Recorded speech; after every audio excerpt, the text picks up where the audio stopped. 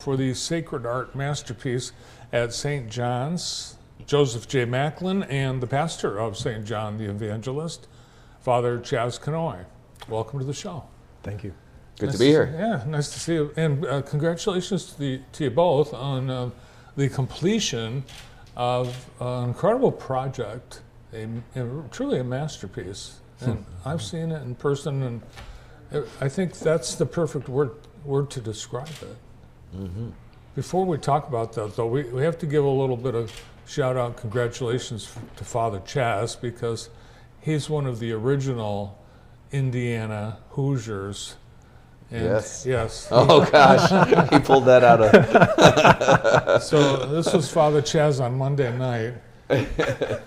Now that's circa 1992. That sweatshirt. So that tells that I'm aging myself. My college days. The picture's not 1992. No. This was Monday night. So Yes. the basketball team still doesn't do the red and white candy stripe warm-ups. I don't think so anymore, but this is, I was there in the early 90s, and so I literally took that out of my closet. I hadn't worn it for years, that Indiana sweatshirt there, but I had it when I was in college. Well, I know you had a fun time watching the game, but it was pretty tense because it was, I think, too close for Yes. comfort. Yes. Oh gosh, but it made it very exciting down to the last minute. But love that Superman shot of him flying through the air, getting the football across the goal line. Yeah, Heisman Mendoza. He's got two iconic poses now: the Heisman pose and then that awesome touchdown. Yeah. Yes. The flying Mendoza. So good Catholic kid. I know the pastor over at St. Paul's. That's where I went for 4 years for Sunday Mass when I was a college student. And Father Patrick Hyde, he's a Dominican. And he was there at the Rose Bowl, the Peach Bowl, the National Championship, the Big Ten Championship. So he says, messaged me and said that Mendoza's the real deal. He's there every Sunday. And I've got a friend who has a daughter there and says, hey, I see him every Sunday. Oh, cool. You should invite him up. Maybe you come to one of your masses. All right. Well, let's talk about this masterpiece. First of all, how did this all come about? Yeah. So back in 2017, I was working as a teacher at the Jackson Area Career Center. And just going through a season of life that was particularly challenging. And my wife had told me one day that, Joe, you really just have to get your heart right with the Lord. And she was right. And so as the history goes, that I connected up with Father Chaz, and that was really the start of the conversations about this project that really go all the way back to 2017. I think there was a time that you thought that you might have been a priest. I mean, I was certainly discerning, and this was back in basically a senior of high school, where I started taking my faith a heck of a lot more seriously. And so I connected up with the Oblates of St. Francis de Sales. And through developing a relationship with them, got to be a lot closer with my walk in faith. So your gift really is the art. So this probably is more appropriate what you're doing now, because you're in churches and you're in other sacred places creating these masterpieces. And here we are. We've got some of the early days of this painting, and it was hidden behind, what did you have, tarps over the thing the whole time? We had a huge curtain, 32-foot high curtain, so that we could still have Mass while Joe was working behind the curtain, like the Wizard of Oz. So that's without the curtain, so we had a curtain over that stuff. Pretty amazing. It was a long, how long did it go? 12 months. Yeah, so people were thinking, what is going on? Yeah, absolutely. I don't think anyone was disappointed, though, when the curtains came down. Oh, everybody was, their mouths agape and just in awe. I mean, I think one of the greatest compliments is people's silence and their open mouths. And took a while. That they were just in such awe of it that a lot of people said there are no words, right? Yeah. Yes. So we want to thank Valerie Hendrickson, the Lansing Diocese photographer, for some of these photos. And there's some that are from JTV as well. But it really is something you need to see in person. Photos don't do it justice. Yeah. Are you happy with how it turned out? Oh, absolutely, yeah. And as you said, some of the photographs that we're checking out right here, the color is a little saturated, or sometimes it's difficult to get a sense of the scale of the painting. But to see it in person, be able to take a look from various vantage points, is really the proper, the appropriate way to see the work. You had a special mass a couple of days after Christmas for the unveiling, and the bishop came down too. Earlier. Yes, on the 24th, the first public mass, Bishop Boyer came and blessed the image, the sacred image, and from there we've just been busy. It's amazing. We had this national article that went in the National Catholic Register, and it has attracted so many people from Chicago to Cleveland and everywhere in between to come just for to see this masterpiece, Macklin's masterpiece. It's Jackson's oldest Catholic church, and it looks like it could have been there at the very beginning. Were you mindful of that? You wanted to create something that looked like had been there? Yeah, absolutely. The intention was that the style of artwork that was going to be a part of this beautiful church was going to complement the neo-Gothic architecture, right? So the artwork that was a part of it had to come from, or at least be inspired by, the artwork that was from the 13 and 1400s. All that you have in there, it'd probably take 2 hours to explain all that's part of this mural. But if you look, even for a few minutes, you are going to recognize places in Jackson and perhaps even people in Jackson. Tell me about that. Me or Father Chaz? I almost think that Father Chaz would probably be a better one to...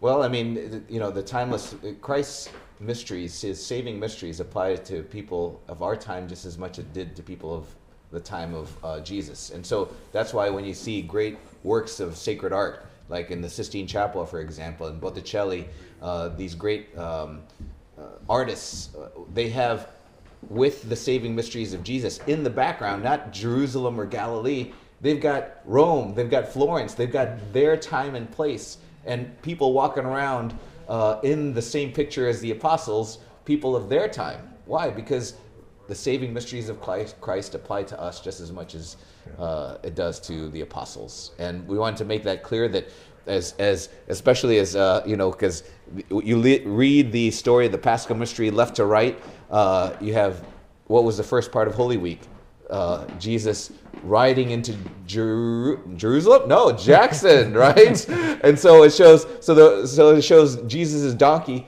heading towards Consumers Energy, right? The Consumers Energy building, and into downtown Jackson, and Joe's got all the stations of the cross being played out in the streets of Jackson. Of course, it's not like geographically accurate, but all these landmark buildings of downtown Jackson and some other places. Some of the people depicted are familiar looking. Is that on purpose? Yeah. So there is a scene in particular that shows Pentecost, and so that scene is where the Holy Spirit appears to the apostles and also our Blessed Mother. And so in that scene, you've got the 12 apostles, the Mother of Christ in the center, but in the room directly below is Father Chaz and Deacon Dave, and then also Father Randy, who is in the picture below that. So there actually was an image that came up that does show that. And yeah, there's a few photos we can just pop up of the mural closer up so we can see. some of those places and some of those people. Those saints were chosen by the parishioners. 19 of the 24 that are up there were chosen by, we took a vote one Sunday, and 19 of them are among the most favorite of all the parishioners. Favorite parishioners permanently on the mural? Oh, no. The saints are the favorites. The saints of are the the parishioners. Yes. The saints are the Yeah. favorite saints. Like, for example, Padre Pio is one of the most popular saints among our people, right? Blessed Father J. McGivney there is the founder of the Knights of Columbus. Saint Therese there, the Carmelite nun, she's such a favorite among so many. So some of those people you knew what they looked like. Absolutely, There's yeah. historical. Oh, yeah. Yep. But someone like St. John, we really don't know what he looked like. Right. What was the assignment? What were the words that were conveyed to you that this big, huge blank wall could be transformed into? Yeah. The assignment really had to do with two in particular subjects. The wedding feast of the Lamb, which comes directly from the book of Revelation, that for the most part is attributed to St. John the Evangelist, the patron saint of the church that the work is in. So the top half of the project shows that wedding feast of the Lamb. The bottom half, it was important to show the Easter Triduum. So Good Friday would be on the directly in the middle where the crucifix hangs. To the left of that would be Holy Thursday. And then all the way to the right is Resurrection Sunday with Easter. Joe, your studio, and I believe this is in Latin, Instrumentum Dei Studio. Correct. This is now your full-time? It is, yes. Yes. And it has been for the last 3 years. Wow. To do something like this, you have to essentially camp out. you Sure. know, and your family, like if you get an assignment, because you're going to have inquiries and you've got jobs lined up. We'll see. God willing, right? Yeah.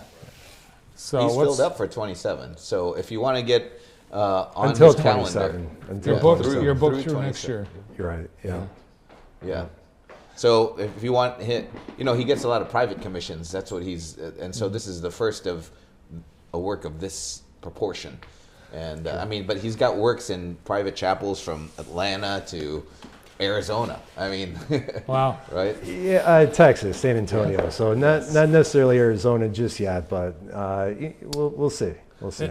And Joe, you brought us a gift, a print of one of your paintings, and what's the name of this? Yeah, it's based off of the Sermon on the Mount, which shows Christ giving a sermon to his apostles, and in this particular sermon, he goes through the 8 Beatitudes. And there's St. John, St. Mary's, and Queens in the scene. Yeah, so similar to what Father Ches was describing before, in the work at St. John's, it's important to give some context or to allow the work to relate to the people that are looking at it today, right? Well, this is awesome. Congratulations. And I know you would love to have people come and see it in person. Yes, we've been getting people from everywhere, and so we thought to be hospitable to them, we do a monthly, because we've done about 24 of up-close guided looks, because it's in the sanctuary, so an area that people normally aren't going to be going into. Mm-hmm. But we want to give people an up-close look, and so about one weekend a month, we're offering up-close looks right basically after the weekend masses. So this weekend happens to be the one for January, even though we've already done some earlier. So it'll be on Saturday, it'll be after the 4:15 Mass, immediately afterwards. And then if you want to plan for an exact time, on Sunday we have 2 up-guided close looks, and that'll be 9:15 and 11:15. So basically in between the 8, 10, and 12, there's about a half-hour block there. So whether you're Catholic or not, we invite you to come and check this masterpiece out, 9:15 or 11:15 this Sunday. Yeah, and whether you make it one of those times, Father Chaz talks about it all the time anyway. Yes. Yes. We're excited. Thanks for coming in today. Thanks, Bart. Yes. Yes. Pastor at St. John the Evangelist Catholic Church, Father Chaz Canoy, and artist Joseph J. Macklin. A lot